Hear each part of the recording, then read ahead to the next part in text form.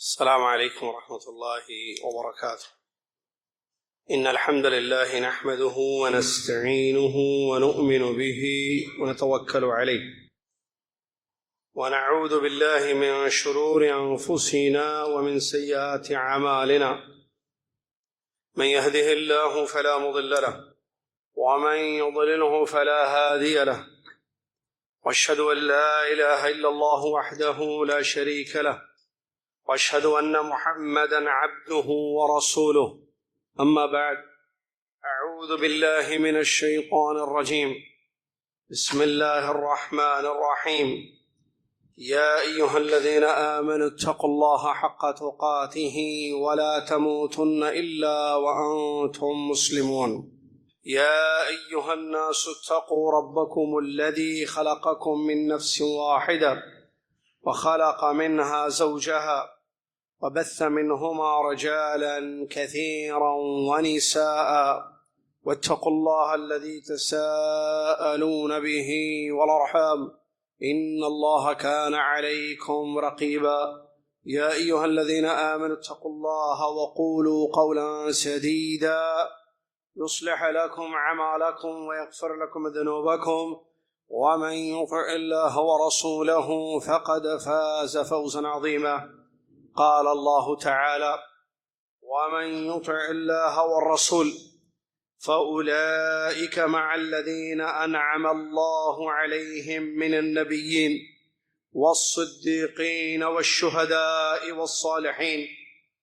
قال الإمام ابن القيم رحمه الله: فأعلى مراتب الصدق مرتبة الصديقية، وهي كمال الانقياد للرسول صلى الله عليه وسلم مع كمال الإخلاص للمرسل، وأن التسليم هو محض الصديقية التي هي بعد درجة النبوة، وأن أكمل الناس تسليما أكملهم صديقية. قال رسول الله صلى الله عليه وسلم: هل أنتم تاركون لي صاحبي؟ هل أنتم تاركون لي صاحبي؟ إني قلت: يا أيها الناس إني رسول الله إليكم جميعا، فقلتم كذبت، وقال أبو بكر صدقت. رواه البخاري. الحديث كما قال رسول الله صلى الله عليه وسلم. وقال عليه الصلاة والسلام: إن أمن الناس علي في صحبته وماله أبو بكر، ولو كنت متخذا خليلا من أمتي لاتخذت أبا بكر، ولكن أخوة الإسلام ومودته متفق علیہ.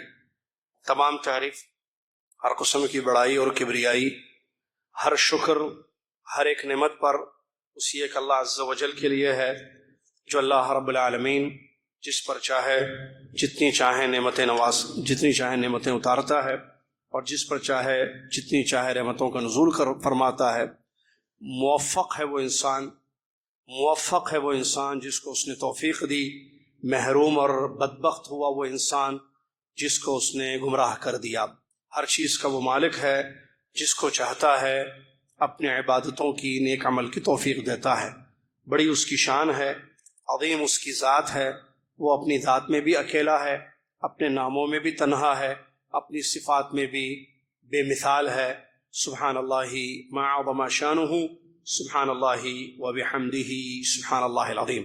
حمد و صلاۃ کے بعد 14 محرم 1441 ہجری مطابق 13 ستمبر 2019 عیسوی خطبہ جمعہ کا خلاصہ آپ کی خدمت میں پیش کیا جا رہا ہے.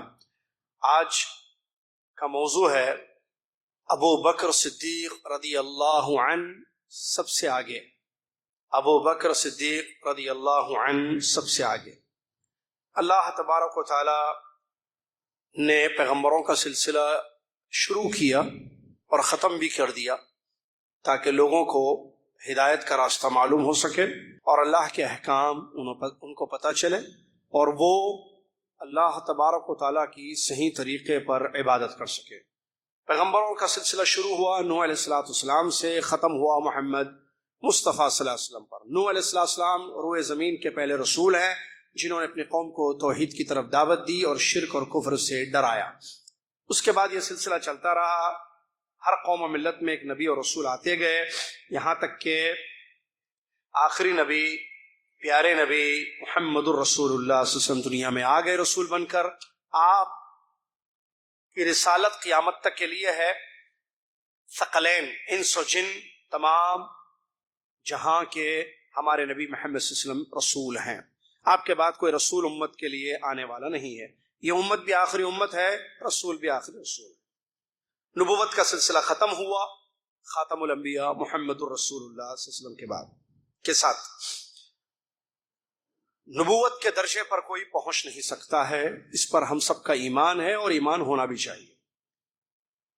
امت میں پیغمبروں کے بعد اگر کسی کا درجہ سب سے اونچا ہے تو وہ صدیقوں کا درجہ ہے، جس کو صدیقیت کہتے ہیں یا صدیق لوگ۔ صدیق جن کا ذکر خیر قرآن مجید کی آیت میں ہوا ہے، جیسا کہ اللہ تبارک و تعالیٰ نے ارشاد فرمایا وَمَن يُطِعِ اللَّهَ وَرَسُولَهُ، جو انسان مرد ہو یا عورت اللہ اور اس کے رسول صلی اللہ علیہ وسلم کی اطاعت کرتا ہے، فَأُولَئِكَ مَعَ الَّذِينَ أَنْعَمَ اللَّهُ، تو یہ لوگ یعنی یہ اطاعت کرنے والے لوگ ان لوگوں کے ساتھ ہوں گے جن پر اللہ کا انعام ہوا، پیغمبر اور صدیقین اور شہداء اور نیک لوگ۔ تو پیغمبروں کے ساتھ وہ انسان ہوگا جو اللہ اور اس کے رسول صلی اللہ علیہ وسلم کا مطیع اور فرما بردار ہوگا۔ پیغمبروں کے بعد صدیقین کا درجہ آتا ہے، تو صدیقین کے ساتھ ہوگا وہ انسان جو اللہ اور اس کے رسول صلی اللہ علیہ وسلم کی اطاعت کرتا ہے۔ حافظ ابن قیم، علامہ ابن قیم رحمۃ اللہ علیہ صدیقیت کو بتاتے ہیں اور صدیق کس کو کہتے ہیں یہ سمجھاتے ہیں۔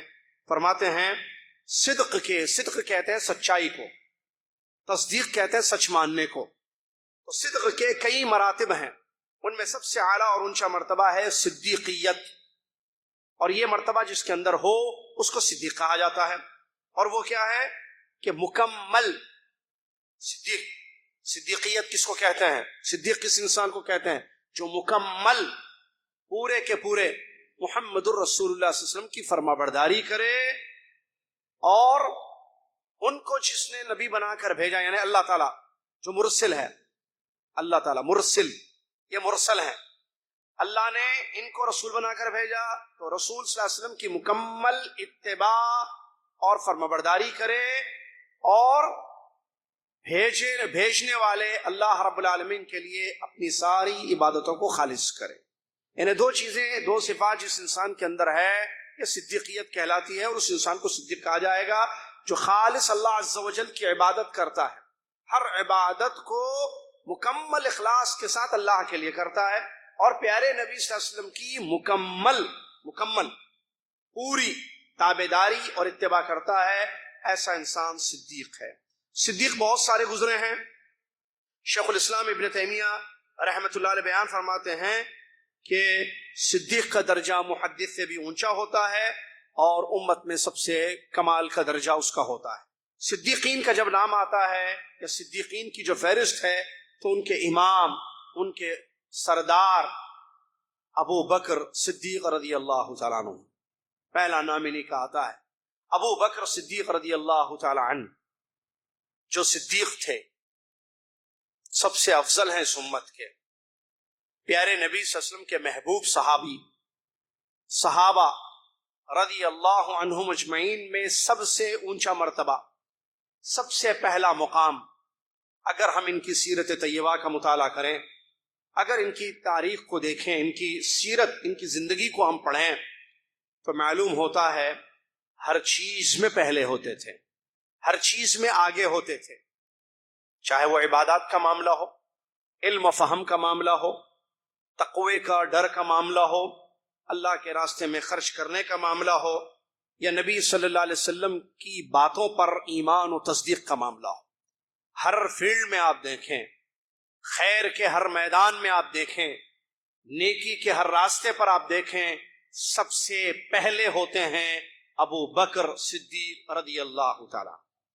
جیسے کہ ایمان اور تصدیق کو آپ لے لیں، ایمان لانے میں، تصدیق کرنے میں مردوں میں پہلا نمبر ہے ابو بکر صدیق رضی اللہ عنہ۔ بچپن میں پڑھایا گیا، اساتذہ نے ہمیں پڑھایا، آپ بھی انشاءاللہ بچوں کو پڑھائے ہوں گے کہ بھائی سب سے پہلے مردوں میں کون ایمان لائے، عورتوں میں سب سے پہلے کون ایمان لائیں، بچوں میں سب سے پہلے کون ایمان لائے، غلاموں میں سب سے پہلے کون ایمان لائے۔ تو مردوں میں سب سے پہلے ایمان لانے والے، سبقیت لے جانے والے، آگے بڑھنے والے ہیں ابو بکر صدیق رضی اللہ عنہ۔ تصدیق کرنے میں سب سے پہلے نبی صلی اللہ علیہ وسلم کی ہر بات جو آسمان کی خبریں وہ بتاتے تھے، وحی کے بارے میں ذکر کرتے تھے، تو سب سے پہلے اس کو سچ ماننے والے ابو بکر صدیق رضی اللہ تعالیٰ عنہ۔ اس کی بہت ساری مثالیں ہیں، اس سلسلے میں ایک حدیث کافی ہے سمجھنے کے لیے یا بطور دلیل، اور وہ ہے صحیح بخاری کی حدیث۔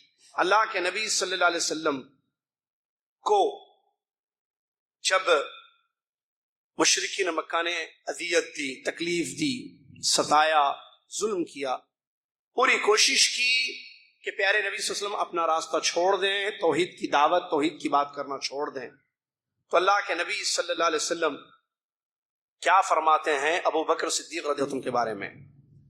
ابو بکر صدیق رضی اللہ عنہ کو خانہ کعبہ میں جو ہے تکلیف دی گئی، مارا جا رہا تھا، کیونکہ وہ نبی صلی اللہ علیہ وسلم کو چھڑانے آئے تھے، تو مشرکین ان پر ٹوٹ پڑے۔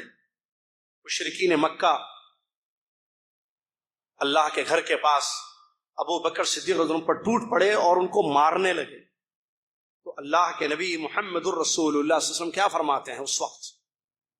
الفاظ پر غور کیجئے، حدیث پر غور کیجئے، صحیح بخاری میں ہے، هل انتم تارکو لی صاحبی، تم لوگ میرے دوست کو کیوں نہیں چھوڑتے ہو؟ تم لوگ میرے دوست کو، میرے ساتھی کو کیوں نہیں چھوڑتے ہو؟ میں نے جب یہ کہا اے لوگو میں اللہ کا رسول ہوں تم سب کی طرف، اللہ نے مجھے تم سب کی طرف رسول بنا کر بھیجا، تو تم سب نے کہا آپ جھوٹ کہتے ہیں۔ ابو بکر صدیق رضی اللہ عنہ نے کہا آپ سچ کہتے ہیں۔ اس سے معلوم ہوا ایمان میں، تصدیق میں ابو بکر صدیق سب سے پہلے تھے۔ جب اللہ کے نبی صلی اللہ علیہ وسلم نبوت ملنے کے بعد، رسالت ملنے کے بعد اعلان کرتے ہیں کہ سنو اللہ نے مجھے رسول بنا کر بھیجا ہے، نئی بات تھی مکہ میں، کسی کو نہیں معلوم تھا کہ محمد صلی اللہ علیہ وسلم اللہ کے رسول ہیں۔ آپ نے جو یہ خبر دی کہ اللہ نے مجھ کو تمہارے لیے رسول بنا کر بھیجا، سب نے، مکہ والوں نے کہا کہ یہ جھوٹ ہے، سب، کوئی ایمان نہیں لائے، کوئی سچ نہیں مانے نبی صلی اللہ علیہ وسلم کی بات کو۔ اکیلے ابو بکر صدیق رضی اللہ عنہ ہے ایمان میں سب کہا کہ آپ سچ کہہ رہے ہیں، میں مانتا ہوں اب اللہ کے رسول، ایمان لائے، تصدیق کیے ابو بکر صدیق رضی اللہ عنہ۔ اسی وجہ سے ان کا نام صدیق پڑ گیا، کیونکہ انہوں نے اس حقیقت کو سمجھا اور اس حقیقت کی تصدیق کی تھی۔ اس کے بعد اور آگے بڑھیں، آپ محبت میں دیکھیں پیارے نبی صلی اللہ علیہ وسلم کے دل کے، پیارے نبی صلی اللہ علیہ وسلم کے مبارک دل کے سب سے قریب اگر کوئی شخصیت تھے، سب سے قریب اگر کوئی انسان تھے مردوں میں، وہ ہے ابو بکر صدیق رضی اللہ تعالی عنہ، جس کا اظہار پیارے نبی صلی اللہ علیہ وسلم کی بہت ساری حدیثوں میں ہمیں ملتا ہے، جیسا کہ بخاری مسلم کی یہ حدیث ہے۔ نبی علیہ السلام فرماتے ہیں لوگوں میں سب سے بڑا احسان اگر مجھ پر ساتھی ہونے کا، دوستی کا، اور میرے لیے مال خرچ کرنے کا، یا اسلام کے راستے میں مال خرچ کرنے کا، سب سے بڑا احسان لوگوں میں، ان امن الناس علیہ، نبی صلی اللہ علیہ وسلم کا اظہار سنیے، نبی صلی اللہ علیہ وسلم کی حدیث کو سنیے، کہتے ہیں مجھ پر تم سب میں سب سے بڑا جس کا احسان ہے، احسان کس لیے؟ صحبت، ساتھ دیا جس انسان نے سب سے بڑھ کر میرا، اور مال خرچ کیا جس انسان نے سب سے زیادہ، وہ ہیں ابو بکر صدیق رضی اللہ تعالیٰ عنہ۔ اگر میں جگری دوست، خاص دوست کسی کو بنا سکتا تھا تو وہ ابو بکر صدیق رضی اللہ تعالیٰ عنہ کو بناتا، لیکن سارے مسلمان میرے بھائی ہیں اور سارے مسلمانوں سے میں محبت کرتا ہوں، یا اسلامی بھائی چارگی اور اسلامی محبت ہے، اس لیے میں نے ان کو خلیل نہیں بنایا۔ اس حدیث شریف سے معلوم ہوتا ہے کہ ابو بکر صدیق رضی اللہ تعالیٰ عنہ ہمارے نبی صلی اللہ علیہ وسلم کے دل کے کتنے قریب۔ خیر کے کاموں میں، اللہ کے راستے میں خرچ کرنے کے معاملے میں آپ دیکھیں تو سب سے آگے ابو بکر صدیق رضی اللہ عنہ آتے. اچھا اس سے پہلے ایک حدیث ہے یہاں کہ جس سے یہ بات معلوم ہوتی ہے واضح طور پر کہ ہمارے نبی صلی اللہ علیہ وسلم سب سے زیادہ ابو بکر صدیق رضی اللہ تعالیٰ عنہ سے مردوں میں محبت کرتے تھے، جیسا کہ بخاری مسلم کی حدیث کہ عمرو بن عاص رضی اللہ عنہ ایک صحابی ہیں، صحابہ میں سے ان کو ایک لشکر دے کر اللہ کے نبی صلی اللہ علیہ وسلم نے روانہ کیا تھا. ذات سلاسل کے نام سے یہ لشکر مشہور ہوا تاریخ اسلام میں. تو میں جب واپس آیا، عمرو بن عاص رضی اللہ عنہ کہتے ہیں میں نے نبی صلی اللہ علیہ وسلم سے ایک سوال کیا، ای الناس احب الیک، لوگوں میں سب سے زیادہ آپ کس سے محبت کرتے ہیں؟ تو اللہ کے نبی صلی اللہ علیہ وسلم نے فرمایا عائشہ سے رضی اللہ عنہا. میں نے پوچھا دوسرا سوال، من الرجال، مردوں میں سب سے زیادہ آپ کس سے محبت کرتے ہیں اے نبی محمد الرسول اللہ صلی اللہ علیہ وسلم؟ تو اللہ کے نبی صلی اللہ علیہ وسلم نے فرمایا عائشہ کے ابا سے، یعنی ابو بکر صدیق رضی اللہ عنہ سے. پھر میں نے تیسرا سوال کیا، اس کے بعد آپ سب سے زیادہ کس سے محبت کرتے ہیں اے اللہ کے رسول صلی اللہ علیہ وسلم؟ تو نبی علیہ الصلوۃ والسلام کا جواب تھا عمر رضی اللہ تعالی عنہ.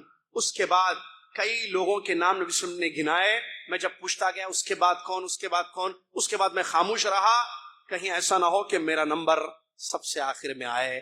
اللہ کے نبی محمد صلی اللہ علیہ وسلم کی یہ حدیث، یہ بیان اس بات کی واضح دلیل ہے کہ آپ کو سب سے زیادہ مردوں میں اگر کسی سے محبت تھی تو وہ ہے ابو بکر صدیق رضی اللہ تعالیٰ عنہ. وہ ابو بکر صدیق رضی اللہ عنہ جن کا ظاہر، جن کا باطن صاف تھا. باطن میں بھی اللہ کی محبت، اللہ کی عظمت اور دل کی صفائی، اور ظاہر میں بھی لوگوں کے ساتھ صاف گوئی، صاف معاملے. باطن اور ظاہر دونوں میں فرق نہیں تھا. یہ پیارے دل والے، یہ پیارے اعمال کرنے والے، اچھے کام کرنے والے ابو بکر صدیق رضی اللہ تعالیٰ. آپ عبادات کے معاملے کو دیکھیں، جو اللہ کا حق ہے، جس کے لیے اللہ نے انسانوں کو، جنوں کو پیدا کیا ہے، تو سب سے پہلا نام آپ کو عبادتوں میں سب سے آگے جس کا نام آپ کو ملے گا تاریخ اسلام میں، وہ ہے ابو بکر صدیق رضی اللہ تعالیٰ عنہ. اطاعت کا کوئی ایسا راستہ نہیں چھوڑا کہ جس پر آپ نے عمل نہیں کیا ہو. نیکی کرنے کا موقع ملتا، اچھے کام کرنے کا موقع ملتا، سب سے پہلے ہوتے ابو بکر صدیق رضی اللہ تعالی عنہ. جیسا کہ اس حدیث سے اس کی دلیل ہمیں ملتی ہے جو صحیح مسلم کی صحیح روایت ہے. ابو ہریرہ رضی اللہ تعالی عنہ جس حدیث کے راوی ہیں، جس میں واقعہ ہے کہ اللہ کے نبی صلی اللہ علیہ وسلم نے ایک مرتبہ ایک سوال کیا صحابہ سے رضی اللہ عنہ، من اصبح منکم اليوم صائما، آج تم میں سے کون روزے سے ہے؟ نبی صلی اللہ علیہ وسلم نے پوچھا تو ابو بکر صدیق رضی اللہ عنہ نے کہا کہ میں روزے سے ہوں. نبی علیہ الصلوۃ والسلام نے دوسرا سوال کیا، من تبع منکم اليوم جنازہ، آج کس نے جنازے میں شریک ہوا؟ آج کون تم میں سے جنازے میں شریک ہوا؟ تو ابو بکر صدیق رضی اللہ عنہ کہتے ہیں میں. دو. نمبر 3، نبی علیہ الصلوۃ والسلام نے سوال کیا، من اطعم منکم اليوم مسکینا، آج کس نے کسی مسکین کو کھانا کھلایا تم میں سے؟ ابو بکر صدیق رضی اللہ عنہ کہتے ہیں میں نے. چوتھا اور آخری سوال کیا اللہ کے نبی صلی اللہ علیہ وسلم نے، من عاد منکم اليوم مریضا، تم میں سے کس نے آج کسی بیمار کی تیمارداری کی؟ ابو بکر صدیق رضی اللہ عنہ کہتے ہیں میں نے. پیارے نبی صلی اللہ علیہ وسلم یہ سن کر فرماتے ہیں جس انسان میں یہ چاروں چیزیں جمع ہو جائیں وہ جنت میں ضرور داخل ہوگا. امام مسلم رحمۃ اللہ نے اس حدیث کو روایت کیا. ذرا غور کیجئے، 4 چیزیں جس انسان میں جمع ہو جائیں وہ جنت میں جائے گا. یہ حدیث نبی صلی اللہ علیہ وسلم نے جوابات سننے کے بعد بتائی. پہلے نہیں معلوم تھا ابو بکر صدیق کو کہ یہ 4 چیزیں جن میں جمع ہوں گی وہ جنت میں جائے گا، لیکن کام آپ نے کر دیا. پہلے لوگ فضیلت والی حدیثیں سن کر عمل کرتے ہیں، ارے یہ کرو تو اتنا فائدہ ہوگا تو کرتے ہیں، ٹھیک ہے کرنا چاہیے، اچھی چیز ہے. ابو بکر صدیق کرتے تھے، بعد میں ان کو فضیلت معلوم ہوتی تھی کہ میں نے جو کیا اس کی یہ فضیلت ہے. سبحان اللہ، کیسی شخصیت گزری ہے، کیسے امام گزرے ہیں، کیسے صحابی، کیسے خلیفہ گزرے ہیں ابو بکر صدیق. نبی صلی اللہ علیہ وسلم کا سوال 4 الگ الگ کام ہے، غور کیجیے. روزہ رکھنا ایک الگ کام ہے، جنازے میں شریک ہونا دوسرا الگ کام ہے. روزہ رکھنا ایک الگ کام ہے، جنازے میں شریک ہونا اس کو ٹائم دینا پڑے گا. ٹائم نہیں ہے نا، بزی ہیں لوگ، ٹائم دینا پڑے گا. یہ اطاعت ہے، فرما برداری ہے، نیکی ہے، اجر کا کام ہے. نمبر 3، مسکین کو کھانا کھلانا. بھائی کھانا خریدنا، لے کے جانا، مسکین کو کھلانا، ناشتہ لنچ جو بھی آپ بولے، کھانا کھلانا اس کو، یہ کام ہے جس کے لیے ٹائم چاہیے اور اس میں پیسے بھی خرچ ہوتے ہیں کیونکہ آپ کو خرید کے کھلانا پڑے گا. نمبر 4، بیمار کی تیمارداری. معلوم ہونا چاہیے نا بیمار ہے. بلڈنگ میں کئی لوگ بیمار ہوتے ہیں, بلڈنگ والوں کو پتہ نہیں ہے. سامنے کے شگے میں بیمار پڑا ہے آدمی مہینوں سے, اور پڑوس کے شگے والے کو نہیں پتا کہ سامنے میں جو ہے بیمار پڑا ہے.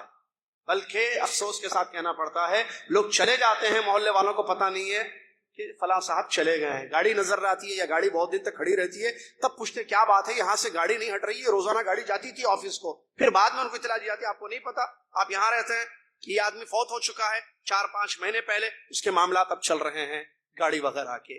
یہ ہمارے معاشرے کا حال ہے, اور یہ سلف صالحین کا حال تھا جو ہر چیز میں پہل, ہر نیکی میں آگے, ہر خیر کے کام میں آگے تھے. غور کیجئے, روزہ رکھنا سبحان اللہ, اللہ کا حق ایک عبادت ہے, اور مسکین کو کھانا کھلانا, بیمار کی تیمارداری کرنا, جنازے میں شریک ہونا, ایسے خیر کے کام کرنے والے, ان چاروں خیر کے کاموں میں سب سے پہلے آنے والے, سب سے آگے بڑھنے والے ابو بکر صدیق رضی اللہ تعالیٰ عنہ ہیں. اسی لیے اللہ کے نبی صلی اللہ علیہ وسلم نے بیان فرمایا یہ 4 چیزیں جس انسان میں, یہ 4 خیر کے کام, یہ 4 اچھے کام جس انسان میں ہو وہ ضرور جنت میں داخل ہو جائے گا, اس میں کوئی شک نہیں ہے.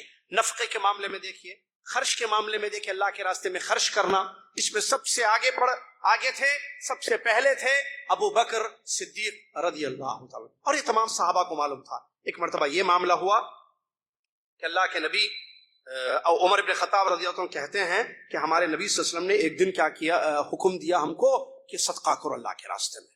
اکثر اللہ کے نبی صلی اللہ علیہ وسلم کہا کرتے تھے کہ اللہ کے راستے میں خرچ کرو, اللہ کے راستے میں خرچ کرو. صحابہ دوڑتے تھے, آگے بڑھتے تھے, اور اللہ کے راستے میں خرچ کرتے تھے. تو ایسے ہی ایک مرتبہ نبی صلی اللہ علیہ وسلم نے جب حکم دیا صحابہ کو اللہ کے راستے میں خرچ کرو, عمر رضی اللہ عنہ فوراً اپنے گھر کی طرف دوڑ پڑے, کہا آج تو میں ابو بکر رضی اللہ عنہ سے آگے بڑھ جاؤں گا اس خیر میں, اس نیکی میں, کہ اپنے گھر کا آدھا مال, آدھی چیزیں گھر کی لائے اور پیارے نبی صلی اللہ علیہ وسلم کے سامنے آپ نے رکھ دیا. جب رکھ دیا تو اللہ کے نبی صلی اللہ علیہ وسلم نے ان سے پوچھا اے عمر گھر والوں کے لیے کیا چھوڑائے ہو؟ کہا اس کے اتنا مال, اس کے جیسا مال, یہ جو لے کر آ گیا میں آپ کے سامنے اللہ کے راستے میں خرچ کرنے کے لیے, تو اتنا ہی میں نے گھر والوں کے لیے چھوڑ دیا ہے. اس کے بعد اللہ کے نبی صلی اللہ علیہ وسلم نے دیکھا ابو بکر صدیق رضی اللہ عنہ آ گئے, تو ابو بکر صدیق رضی اللہ عنہ آئے نہیں, ابو بکر صدیق رضی اللہ عنہ سے پلٹ کر انہوں نے پوچھا اے ابو بکر اپنے گھر تم نے کیا کیا ہے؟ کہا کہ میں پورا مال اپنا لے آیا, تو گھر میں کیا چھوڑا؟ کہا اللہ اور اس کے رسول صلی اللہ علیہ وسلم کو گھر میں نے چھوڑا ہے. تو یہ سن کر عمر بن خطاب رضی اللہ عنہ فرماتے ہیں لا اسابقک الی شیء ابدا, میں کسی بھی خیر کے کام میں آپ سے آگے آئندہ نہیں بڑھ سکتا ہوں. آج میں نے سمجھا موقع مل گیا کہ آج میں خرچ کروں, تو میں نے سمجھا کہ آج میں آدھا مال خرچ کر دوں اپنا اور آپ سے آگے بڑھ جاؤں اس نیکی میں. یہ کیا جذبہ تھا؟ یہ جذبہ وہی ہے جو قرآن میں اللہ نے فرمایا سابقوا الی, کہ آگے بڑھو خیر کے کاموں میں, نیکیوں میں, جنت کی, سابقوا الی مغفرۃ من ربکم وجنۃ عرضها السماوات والارض, اپنے آپ کو بخشوانے میں اور اللہ کی جنت کو پانے میں آگے بڑھو.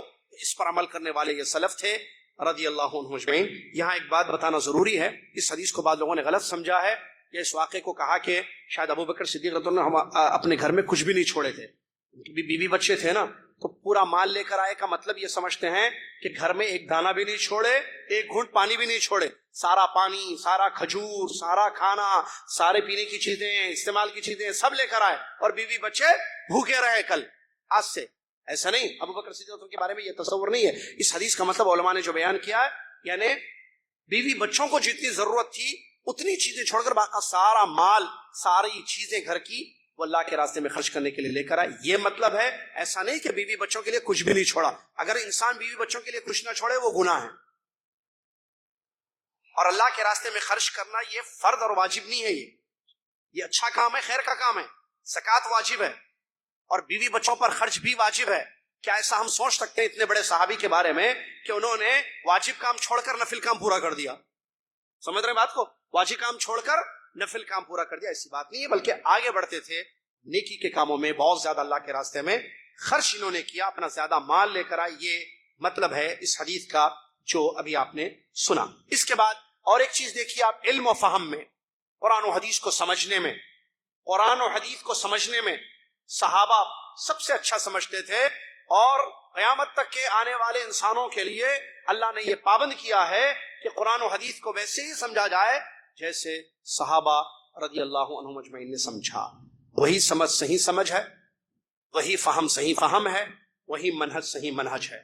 اگر کوئی مسلمان صحابہ رضی اللہ عنہ مجمعین کی طرح نہ سمجھے اللہ کے کلام کو، قرآن کو یا حدیثوں کو، تو پھر اس سے غلطیاں ہوں گی، وہ بھٹکے گا، منہج خراب ہو جائے گا، فہم میں خطائیں ہوں گی، اور پھر بھٹکے گا، نقصان ہوگا، اور قیامت کے دن اس کا خسارہ اس کے سامنے آئے گا۔ اسی لیے اللہ عز و جل نے، جس نے قرآن کو نازل کیا، جس نے محمد صلی اللہ علیہ وسلم کو نبی بنا کر بھیجا، اس نے انسانوں کو پابند کیا کہ قرآن و حدیث کو سمجھنے کے لیے صحابہ کا فہم، صحابہ کا منہج اختیار کرو۔ اس سلسلے میں آیتیں موجود ہیں، اور نبی علیہ السلام نے بھی اپنی احادیث میں بھی اسی چیز پر اپنی امت کی رہنمائی کی ہے۔ ابو بکر صدیق رضی اللہ عنہ، صحابہ سارے قرآن و حدیث کو صحیح سمجھتے تھے، صحیح سمجھ کر انہوں نے عمل کیا ہے۔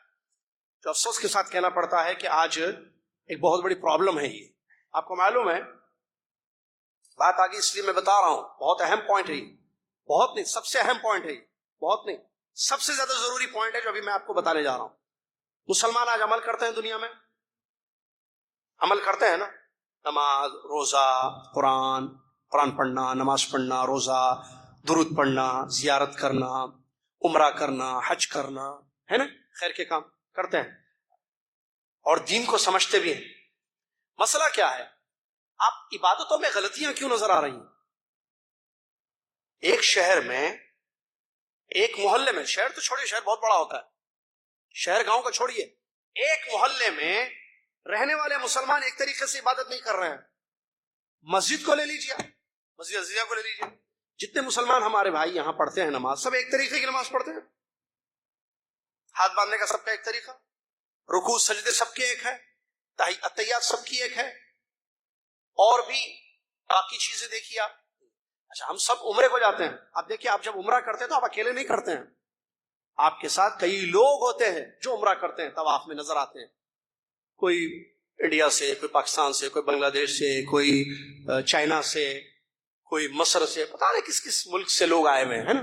سب کا عمرہ ایک جیسے ہوتا ہے، کوئی اجتماعی دعا کر رہا ہے، کوئی تنہا دعا کر رہا ہے، کسی کا کندھا کھلا ہوا ہے، کسی کا کندھا ڈبا ہوا ہے نا، الگ الگ چیزیں۔ عید کو دیکھ لیے، روزوں کو دیکھ لیے، عبادتوں میں یہ فرق کیوں ہے؟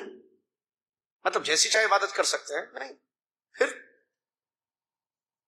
فہم کا مسئلہ ہے، سمجھنے کا مسئلہ ہے۔ ہاتھ باندھنے کا نماز کا معلوم ہے آپ کو طریقے کتنے ہیں؟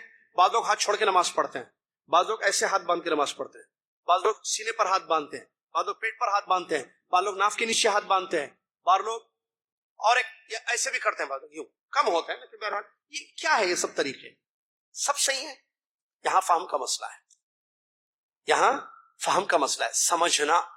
اسی لیے بخاری کے حدیث کو بتا کر میں ختم کرتا ہوں اپنی بات کو۔ پیارے نبی محمد الرسول اللہ صلی اللہ علیہ وسلم ارشاد فرماتے ہیں، من یرید اللہ بہ خیرا یفقہہ فی الدین، اللہ تعالیٰ جس کے لیے خیر کا ارادہ کر لے، کیا زبانی یاد کر لیجیے حدیث اور سمجھیے اس حدیث کو، اللہ جس کے لیے خیر کا ارادہ کر لے، کون کرنا ارادہ؟ اللہ۔ کس کے لیے؟ کسی بھی بندے بندی کے لیے، کس چیز کا ارادہ؟ خیر کا، بھلائی کا، تو کیا کرتا ہے اللہ؟ یفقہہ فی الدین، اس کو دین سمجھاتا ہے، وہ دین کو صحیح سمجھتا ہے۔ ہم میں سے اگر کوئی دین کو صحیح سمجھ رہا ہے یا سمجھ رہی ہے ہماری بہن، اس کا مطلب اللہ نے اس کے لیے خیر کا ارادہ کیا۔ اگر دین ہم صحیح نہیں سمجھ رہے ہیں، شرک کو توحید سمجھ رہے ہیں، بدعت کو سنت سمجھ رہے ہیں، ابھی دیکھیے میں نے یہ محرم چل رہا ہے، عاشورہ کے دن کیا ہے سنت؟ کیا ہے 10 محرم کو کیا کرنا ہے سنت؟ کرنا کیا ہے سنت؟ 10 محرم کو روزہ رکھیا، واجب تو نہیں ہے لیکن رکھنا ہے، اور کیا کرنا ہے؟ کچھ نہیں، نارمل جو نماز، ذکر اللہ کا عبادت ہے۔ لوگ کیا کرتے ہیں آپ دیکھ رہے ہیں، 10 محرم کو کیا کیا ہوتا ہے آپ کو معلوم ہے، دکھایا جاتا ہے، ہوتا ہے، بچپن سے لوگوں نے سنا ہے، دیکھا ہے محلوں میں۔ تو صحیح کیا ہے؟ روزہ رکھنا، یہ سارے جو ہے کام جو ہوتے ہیں، ماتم وغیرہ ساری چیزیں ہوتی ہیں، غلط ہے سب، روزہ رکھنا صحیح ہے۔ تو صحیح اور غلط کی پہچان، ہم اللہ کے دین کو صحیح سمجھیں تو عمل صحیح ہوگا، ہم بدعت کو سنت سمجھیں گے تو بدعت ہی پر عمل کرتے جائیں گے۔ بھئی یہ غلط چیز کو آپ صحیح سمجھ رہے ہیں، آپ سمجھ رہے ہیں ایسے ہی کرنا ہے، اب حالانکہ وہ غلط ہے، آپ کا پرابلم ہوا کہ آپ نے سمجھا غلط ہے اس کو۔ اب غلط سمجھ کر عمل 60 سال ہوتا ہے، 70 سال ہوتا ہے، مرتے دم تک ہو جاتا ہے عمل، بدعت بدعت بدعت بدعت، سمجھ رہے ہم سنت پر ہیں، ہم سنت پر ہیں، ہم بالکل سنتوں پر عمل کر رہے ہیں، شرک میں پڑا ہوا ہے اور سمجھ رہا ہے بالکل میں تقرب اللہ کا حاصل کر رہا ہوں، اللہ کا تقرب حاصل کر رہا ہوں، شرک شرک شرک ہو رہا ہے۔ اسی لیے اللہ کے دین کو خود سمجھیے صحیح اور بچوں کو صحیح سمجھائیے، تاکہ یہ بچے بڑے ہو کر غلط کو صحیح سمجھ کر عمل نہ کر لیں۔ اب اس کے لیے علم حاصل کرنا، عربی زبان سے واقف ہونا اور علماء کی صحبت میں رہ کر ان سے دین کو سمجھنا، یہ راستے ہیں جس سے آپ کو صحیح سمجھ حاصل ہوگی۔ علماء کو بہت سارے لوگ چھوڑتے ہیں، عالم کی کیا ضرورت ہے، مسئلہ ہے تو فون کر کے پوچھ لیں گے، بچہ پیدا ہوا تو نام پوچھنا ہے نا، پیدا ہی نہیں ہوا تو عالم کی کیا ضرورت ہے۔ کوئی مر جائے، کوئی جائیداد کا مسئلہ ہے بھائی، وراثت کا مسئلہ، میاں بیوی لڑ لیے، تب مولوی صاحب سے پوچھتے بھائی کون صحیح کون غلط بتائیے، وہ بھی کم لوگ سمجھتے ہیں۔ تو مسئلہ ایسا ہے ہمارا تو حال، ہم کو ضرورت ہو تو مولوی صاحب یاد آتے ہیں، ہم یہ کبھی نہیں سوچتے کہ علم حاصل کریں، اللہ کے دین کو انہوں نے سمجھا ہے، ہم ان سے سمجھیں دین کو، یہ ہمیں توفیق نہیں ہوتی۔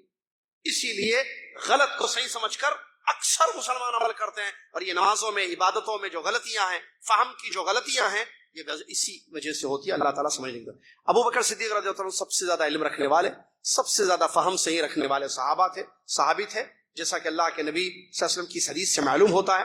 ابو سعید خدری رضی اللہ عنہ کی حدیث صحیح بخاری صحیح مسلم کی حدیث ہے، ابو سعید خدری رضی اللہ عنہ فرماتے ہیں اللہ کے نبی صلی اللہ علیہ وسلم ایک مرتبہ اپنے مبارک ممبر پر تشریف لائے اور آپ نے اس حدیث شریف کو بیان کیا، اللہ تعالیٰ نے اپنے ایک بندے کو اختیار دیا ہے، یا تو وہ اللہ کے پاس آ جائے یا دنیا میں رہے، تو اس بندے نے اللہ کے پاس جانے کو اختیار کر لیا ہے۔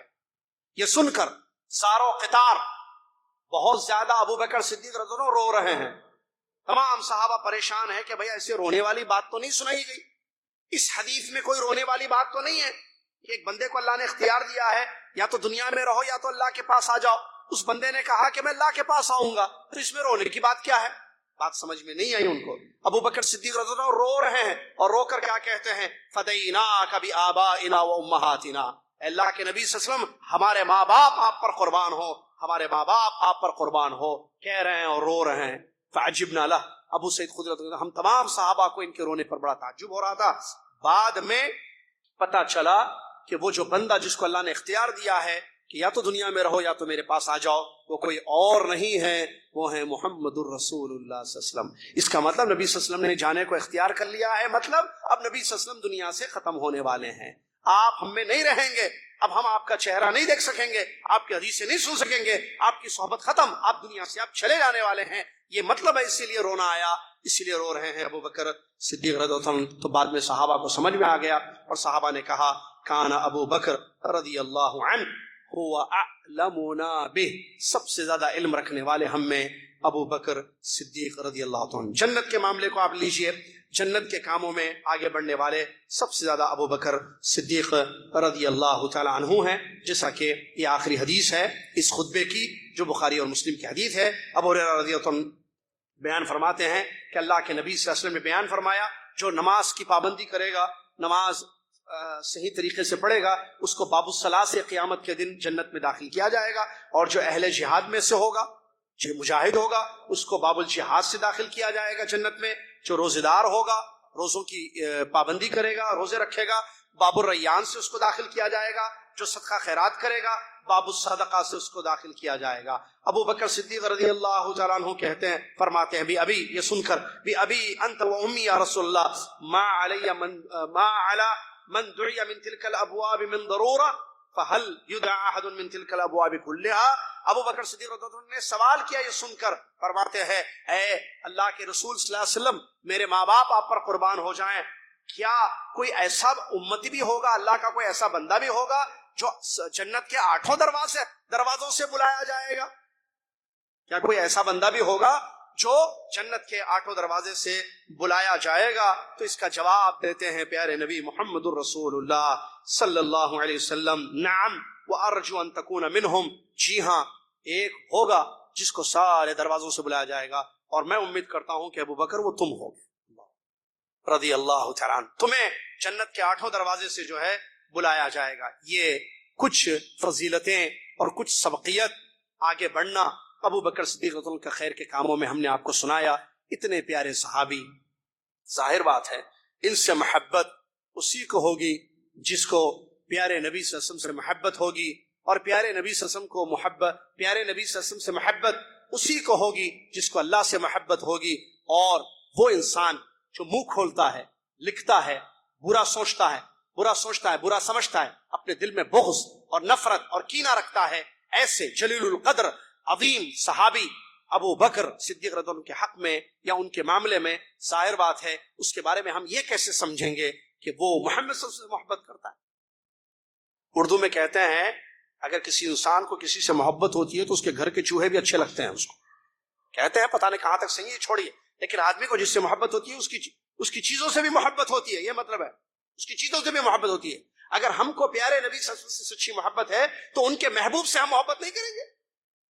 ان کے محبوب ہیں ابو بکر صدیق رضی اللہ عنہ. محرم کا مہینہ چل رہا ہے, سمجھ رہے بات کو یا نہیں؟ لوگ گالی دیتے ہیں ابو بکر صدیق رضی اللہ عنہ کو, گالیاں لکھتے ہیں اور گالی دینے کو ایمان سمجھتے ہیں, خیر سمجھتے ہیں, اور گالی کس کو دے رہے ہیں, برا بھلا کس کو کہہ رہے ہیں. اور پلاننگ تھی, پلاننگ وہ تو اللہ جزائے خیر دے سعودیہ کو, بس ملک سلمان کو اور جو ہے یہاں کے ذمہ داروں کو, ورنہ تو پتہ نہیں پلاننگ سے کہاں کہاں پہنچ گئے تھے. پلاننگ تھی قبروں سے نکالیں گے ابو بکر اور عمر کو اور ان کی لاشوں کو لٹکائیں گے ہم. پہنچ گئے تھے دشمنان اسلام قریب قریب. یہ تو اللہ کا فضل ہوا کہ جو ہے ان کو روک دیا گیا اور آج تک ان کو مارا جا رہا ہے. لیکن لوگ سمجھتے نہیں ہیں, یمن میں حوثیین ایران مل کر ان کی یہی تو پلاننگ ہے, یہی تو سازش ہے ان کی. یہ دشمنان اسلام ہے, یہ اہل السنہ والجماعہ نہیں ہے, یہ سنت کے دشمن, اہل السنہ کے دشمن ہیں, ابو بکر صدیق رضی اللہ عنہ سے بغض رکھنے والے. مجھے بتائیے نبی صلی اللہ علیہ وسلم کی صحیح حدیث ہے کہ صحابہ سے محبت دین اور ایمان, صحابہ سے محبت ایمان ہے. جو ان سے محبت کرے گا میری محبت کی وجہ سے ان سے محبت کرے گا, جو ان سے نفرت کرے گا میری نفرت کی وجہ سے ان سے نفرت کرے گا. کیا مطلب اس حدیث کا؟ مطلب جس کو مجھ سے محبت ہے, دین سے ایمان سے محبت ہے, وہ صحابہ سے محبت کرے گا. جس کو مجھ سے نفرت ہے وہ صحابہ سے نفرت کرے گا. اب بتائیے مسلمان پیارے نبی صلی اللہ علیہ وسلم سے محبت کرتا ہے یا نہیں کرتا ہے؟ اگر محبت ہے, آپ دعویٰ کرتے ہو, آپ کہتے ہو کہ مجھے پیارے نبی صلی اللہ علیہ وسلم سے محبت ہے اور ہونی چاہیے, اس کے بغیر ایمان بھی مکمل نہیں ہوتا. اس کے بغیر مسلمان نہیں رہے گا. پیارے نبی صلی اللہ علیہ وسلم سے محبت ہے تو پھر ان کے محبوب, ان کے چہیتے سب سے زیادہ ان کی جو خیر کے کاموں میں آگے بڑھے اور صحبت کیے, غار کے ساتھی, ہجرت کے ساتھی, نبی صلی اللہ علیہ وسلم کے لیے اپنی جان مال کو قربان کرنے والے ابو بکر صدیق سے محبت نہیں ہوگی. نبی صلی اللہ علیہ وسلم کہتے ہیں کہ مردوں میں سب سے زیادہ محبوب میرے نزدیک ابو بکر ہے, حدیث ابھی پڑھی ہم نے سنی. عورتوں میں سب سے زیادہ محبت کرتے ان کی بیٹی سے جو نبی صلی اللہ علیہ وسلم کی زوجہ محترمہ تھی, ہم سب کی ماں ہیں ام المومنین عائشہ رضی اللہ عنہا. یہ گھر ہے میرے بھائی, یہ مسلمانوں کا کتنا پیارا گھر ہے, پورا گھر مسلمان, خیر کے کاموں میں سب سے آگے بڑھنے والا. عائشہ رضی اللہ تعالیٰ عنہ, ان کے ابا ابو بکر صدیق, ان کی امی, ان کے بھائی عبد الرحمن رضی اللہ تعالیٰ عنہ, سب خیر ایمان والے, نیک لوگ, اللہ سے ڈرنے والے لوگ. لہٰذا اس میں کوئی شک نہیں ہے کہ ہم گواہی دیتے ہیں کہ ہمیں تمام صحابہ سے محبت ہے. ان کا فضل, ان کے مقام کو ہم جانتے سمجھتے ہیں, اور جو مقام اللہ نے ان کو دیا ہے اس مقام پر ہم ان کو رکھتے ہیں. اس میں ہم غلو نہیں کرتے, نہ کوئی تنقید کرتے. اور بات آتی ہے ابو بکر صدیق کی تو ہم بالکل ان سے محبت کرتے ہیں, ان کے مقام کو سمجھتے ہیں, ان کی عزت, ان کا احترام, دل میں ان کے لیے مقام, زبان پر ان کا ذکر خیر, قلم سے ان کے لیے ذکر خیر ہوگا, اس لیے کہ اللہ نے ان کے مقام کو قرآن میں ذکر کیا ہے. وَلَا يَتَلِ أُولِي الْفَضْلِ مِنْكُمْ, اللہ نے کہا آپ فضل والے لوگ ہیں, صاحب الفضیلہ ہیں, اور اللہ کے نبی صلی اللہ علیہ وسلم نے محبت کی ہے ابو بکر صدیق رضی اللہ عنہ سے. لہٰذا ہم بھی محبت کی گواہی دیتے ہیں. ہم سب اہل سنت الجماعت کو, ہم تمام مسلمانوں کو اپنے ابو بکر صدیق رضی اللہ عنہ سے بے پناہ محبت ہے, اس لیے کہ ہمارے نبی صلی اللہ علیہ وسلم نے ان سے محبت کی ہے. اللہ اس محبت کو باقی رکھے. اللہ تعالیٰ صحیح راستے کو سمجھ کر چلنے والا ہم سب کو بنا دے. باطل عقیدہ, باطل منہج, باطل افکار اور باطل طریقے سے ہم سب کو گریز کرنے کی توفیق عطا فرمائے. آمین. وآخر الحمدللہ رب العالمین, والسلام علیکم ورحمۃ اللہ وبرکاتہ. کفارۃ المجلس پڑھ لیں. سبحانک اللہم وبحمدک, اشہد ان لا الہ الا انت, استغفرک واتوب الیک.